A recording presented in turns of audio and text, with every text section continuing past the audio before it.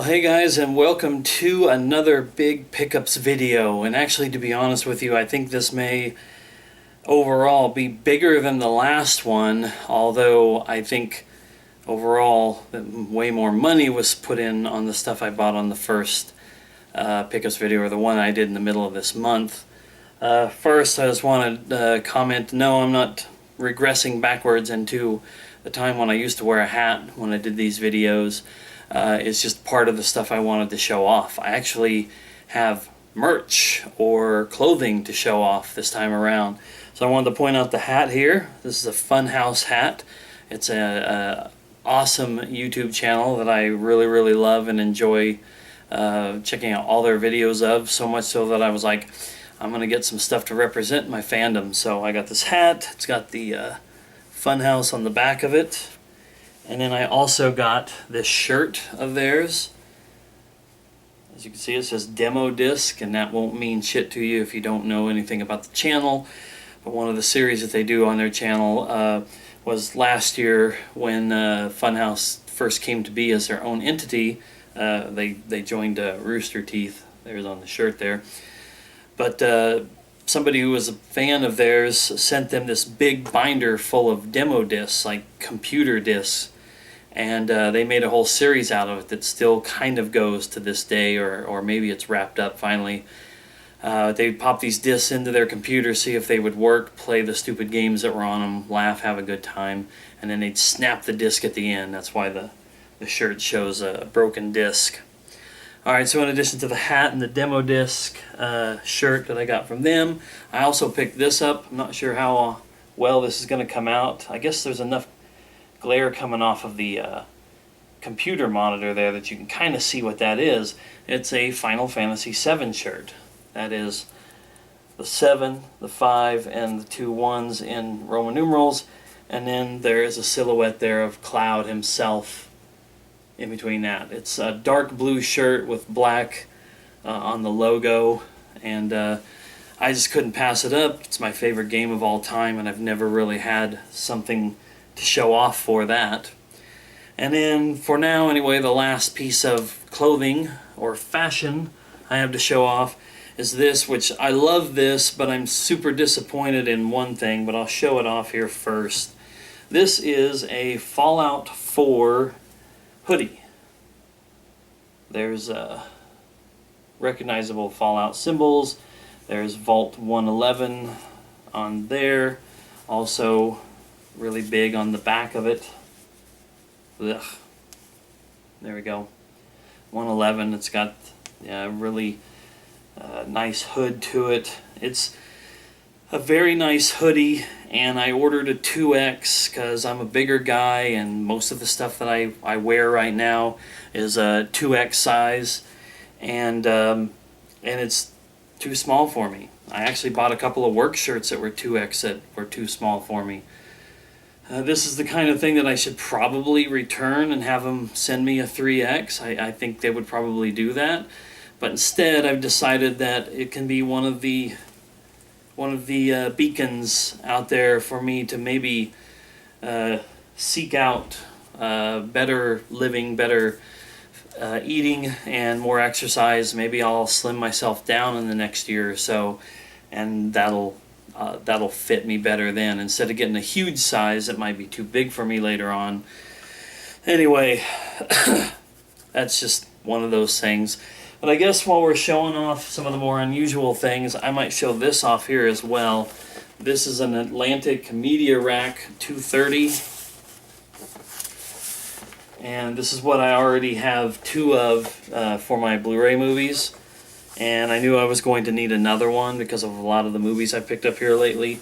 So I ordered one of these a couple weeks back, and going to try to put that together and get my movies displayed better than where they're getting kind of piled up.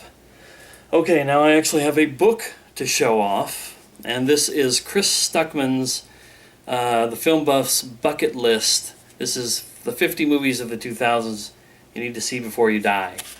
Chris Stuckman has a YouTube channel that I really love, and I'll probably talk more about him and his stuff in a future video about this book. But It just happens to be a collection of 50 movies from 2000 up until today that he, a movie reviewer and critic or whatever on YouTube, says that everybody should watch before their life is over.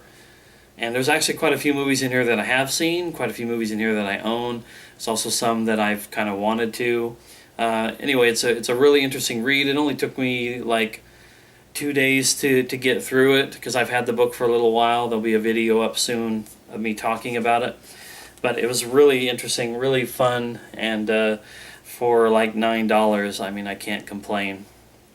Okay, now we're going to get into the meat and potatoes, so to speak, of this. I have a huge stack of movies and a smaller stack of games to show off. So of course I'm going to start with the movies, and the first thing I've got is a DVD. Mainly just picked this up because it was $5, but this is the Spectacular Legacy of the AWA, which is the American Wrestling Association. As you can see on the cover of this, we got Ric Flair, Sergeant Slaughter, Jerry Lawler, Mr.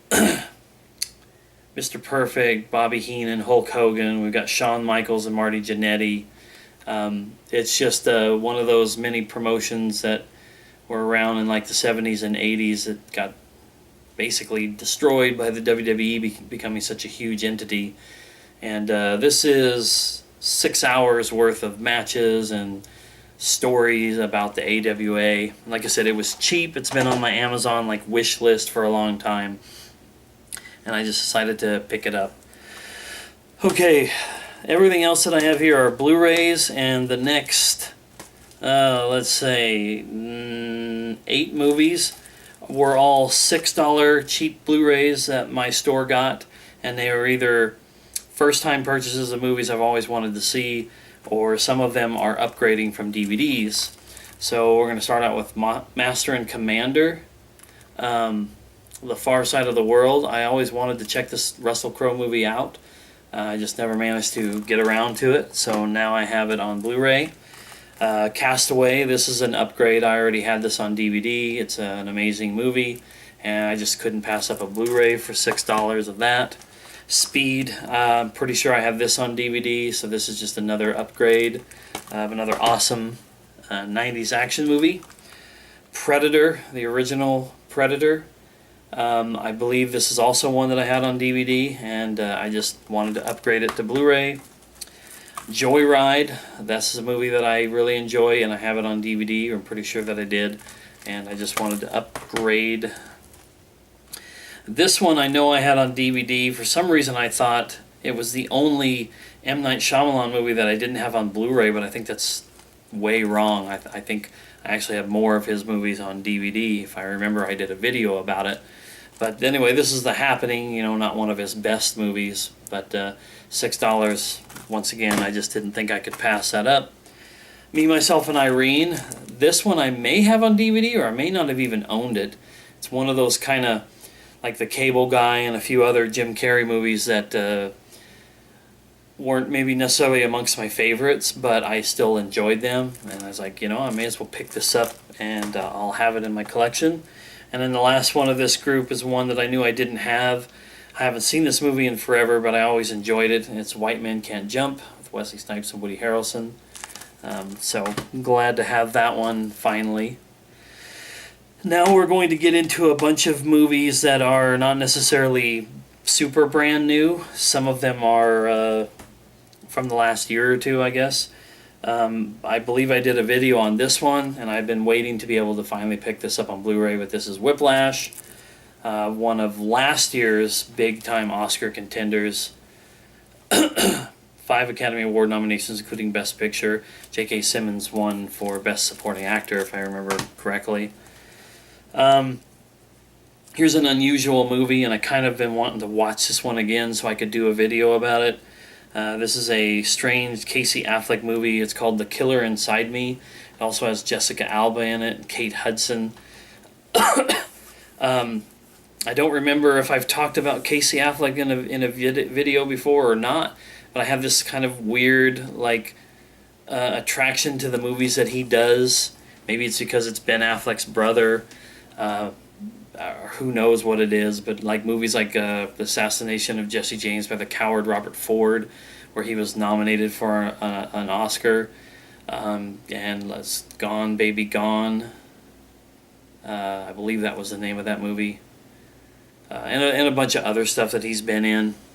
Anyway, this one's just kind of weird. It's kind of noirish. It's a crime drama. He's a crazy cop, and he just messes with people in big time ways.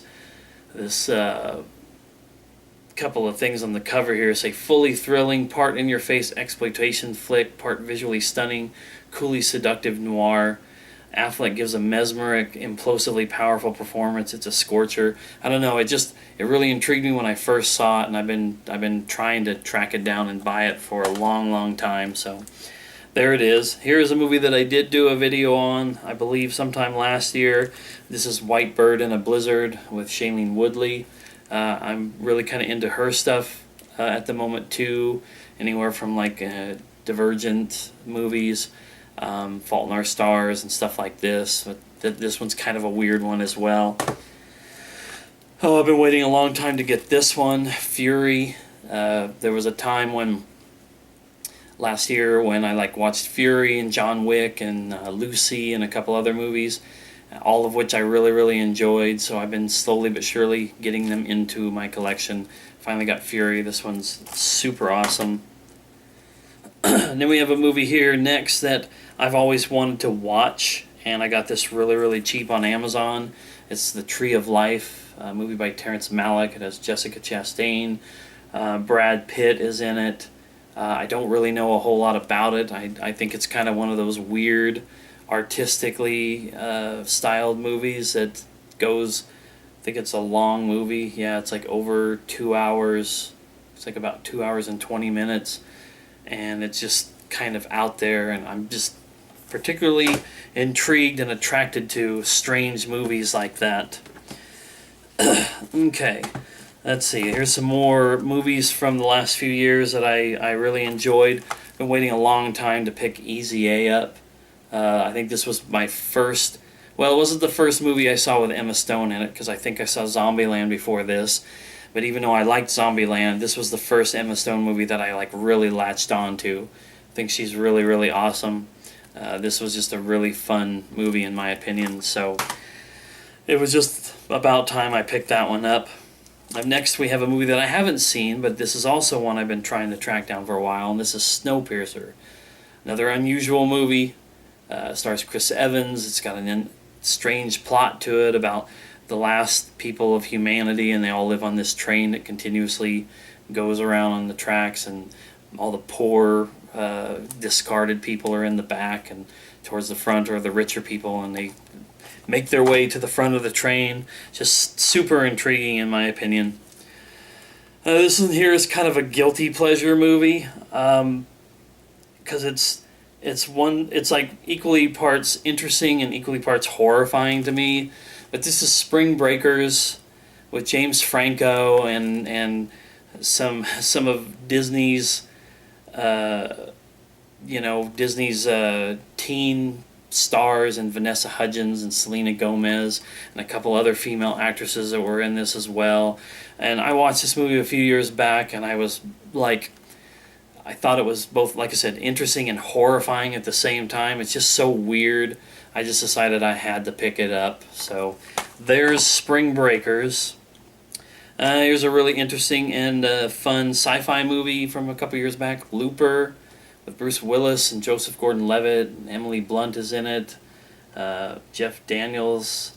Really interesting time travel relating movie. And it's just... I had to eventually track it down, and finally I did. Okay, and here's another kind of strange guilty pleasure movie, and I swear it has nothing to do with the fact that Vanessa Hudgens is also in this movie, but this is Beastly. I watched this movie a few years back, and I really expected it to be horseshit, to be honest with you. Some sort of teen flick or whatever. And I was actually super surprised at just how competent I thought the movie was in the story. it had its strange moments. It has, which one of them is it? Mary-Kate Olsen. Is that both? No, Mary-Kate and Ashley, sorry. So it has Mary-Kate Olsen in it, and she's got a weird role to it. And Alex Pettyfer, the guy on here, I kind of think he's interesting. He's been in some different movies that I really enjoyed. So, I don't know. I like this movie enough that I even bought the shitty Wii game adaptation for it and showed that off in a Pickups video at some point in the past. Alright, now we have another movie that I haven't seen, but I've been super intrigued and interested in checking it out, and I was finally, just about everything I've showed here was $10 or less, so I felt like I could really kind of dump some money into some of these movies and pad my collection a little bit, including getting movies like Moon. Long been something that people have told me I should check out, and reviews and whatnot online have backed that up, and Sam Rockwell is in it. He's an interesting guy. Excuse me. He kind of reminds me a little bit of Jim Carrey in that I expect him to be weird and wacky, and then he does movies where the role is a little more dramatic, and sometimes that off humor and weirdness still comes out. So I don't know if that's how this will be, because I haven't watched it yet, but there's that. And then this is the last of the kind of offbeat movies before we get into a few more like major releases from recently. But this one is going to be like almost a holy grail movie, a special place at least in my collection for this. This is a movie by the name of Dog Soldiers, and I don't know if my friend Mike sees these videos or not, because I'm pretty sure I had told him about doing YouTube and having a channel.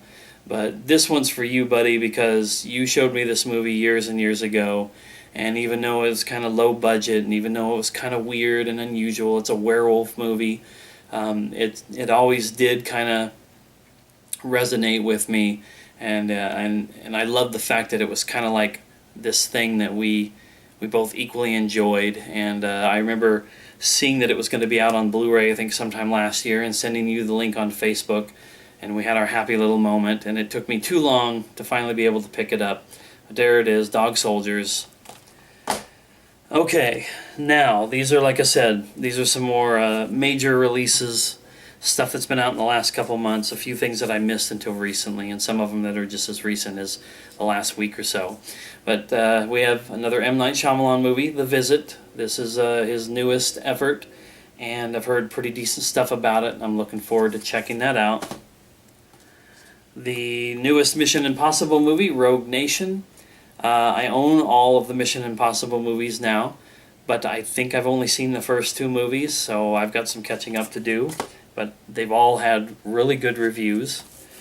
I don't think I showed this in the last video. I'm not 100% sure. In fact, I meant to mention this at the beginning, but if I show anything here again that was in the first video, my apologies.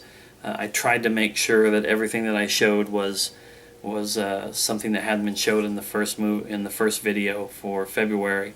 But this is Crimson Peak. This is a Benicio del Toro movie, if I remember correctly.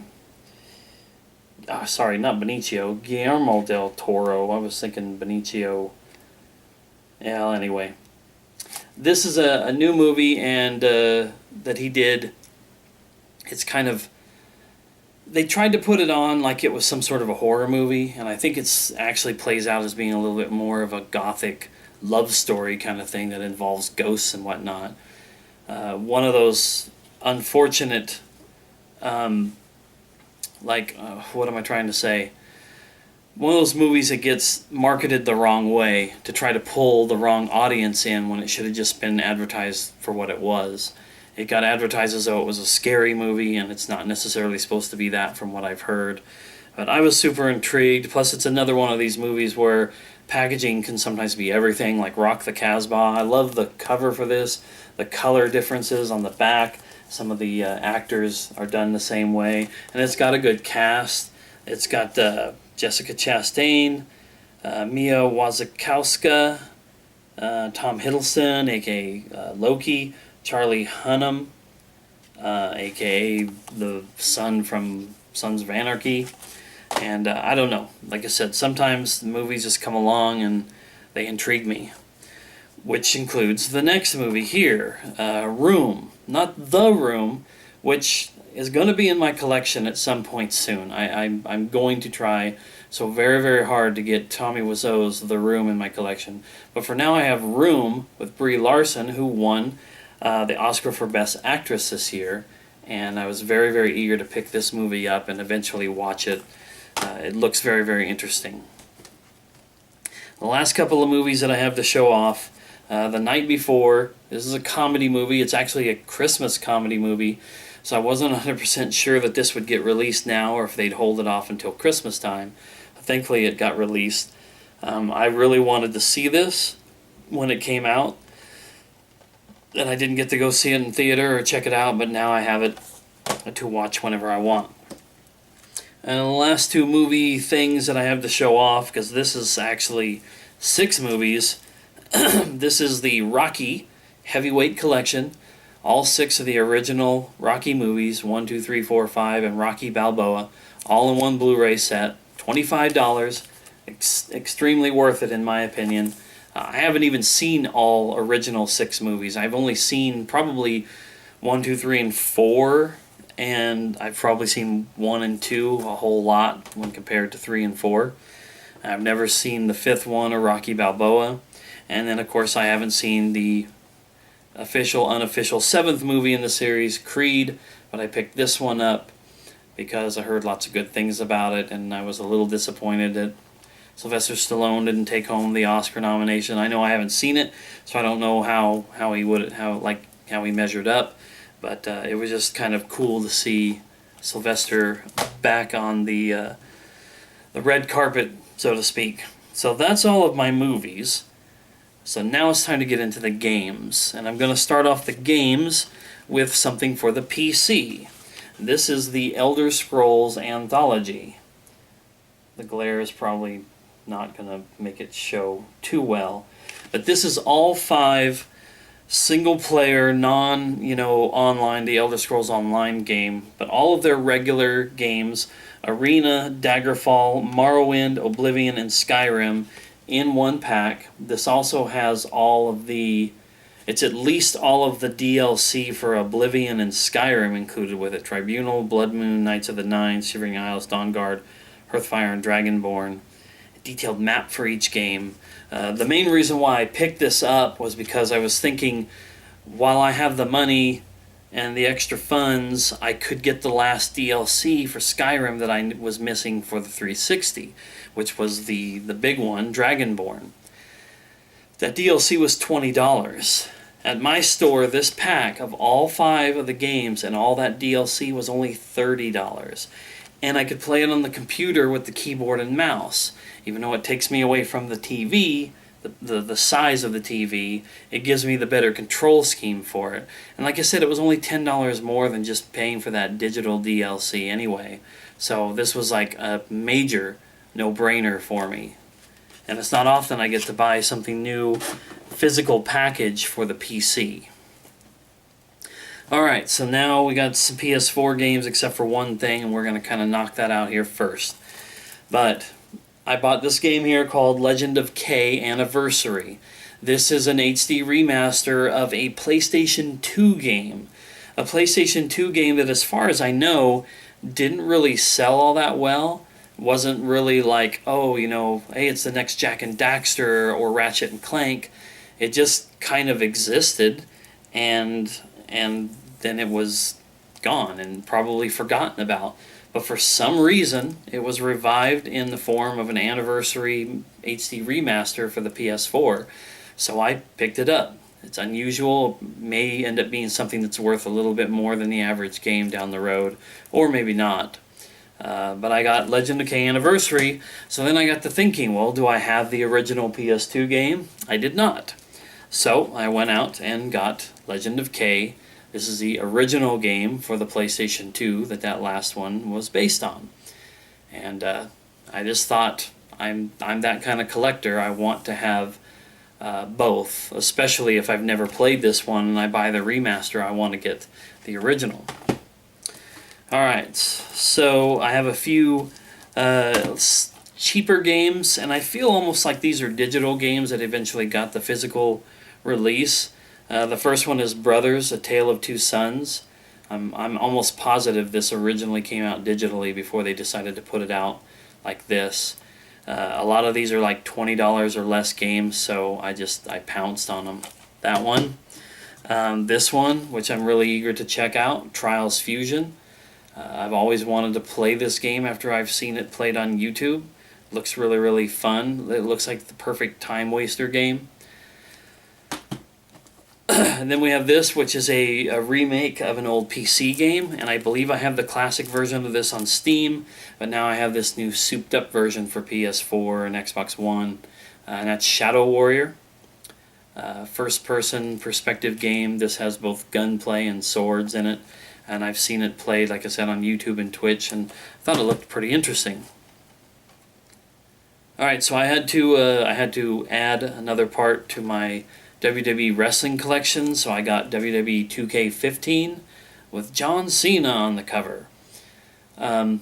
So I have every WWE game in the SmackDown series, which eventually became the 2K series, with the exception of one, which I believe is SmackDown vs. Raw 2007.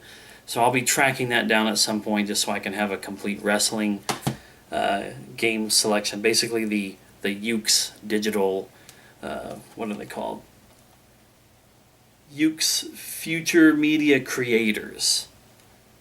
They're the developers of the game, starting with the original WWF SmackDown on PS1 all the way up to the 2K16. Okay, now the next one up here, I don't know, this may be one of my few regret purchases, and this is the Crew Wild Run Edition. The reason why I regret this is because this is an online-only game. Like, if you lose internet, you can't play it. If the servers ever get shut down for this, you won't be able to play it. There's no offline whatsoever in this. And I knew that going into it. The reason why I got it was because, one, the Wild Run Edition added things like motorcycles and monster trucks and rally cars and stuff, which I thought would be fun. But I also knew that there were people who were getting on this game and they were just driving across the countryside in this. This has obviously a condensed map of the U.S., but you can drive from something like New York City to L.A. In the course of 20 or 30 minutes or whatever in the game. And I just wanted a game that would let me kind of cruise around in a vehicle and enjoy the scenery, and then if I wanted to race, I could race. But it wasn't number one priority. I'm just bummed that if I decide to stop paying for PlayStation Plus, this game is dead in the water for me. I wish that at some point, at least, Ubisoft would come along and unlock an offline mode just so that people could drive around in it. Probably will never happen, though. Alright, we're getting down to the last few things here. Up next we have Until Dawn, a game that I absolutely wanted to play. It was one of the games last year where I was like, oh, this is PS4 only. I can't wait to get my PS4 in order to play it. So there is Until Dawn. And then a remaster game that I had to grab, The Last of Us Remastered, one of my all-time favorite games. Definitely, I'd say my favorite PlayStation 3 game, and now I have the remastered version for PS4. And then I have Far Cry 4 Complete Edition. This basically has the Season Pass included with it. This was something that I would have been able to pick up for $15 on Walmart.com during the Black Friday sales if only the site hadn't been so freaking bogged down and I couldn't get it in the cart and get a couple other things in the cart and get to checkout before it was sold out.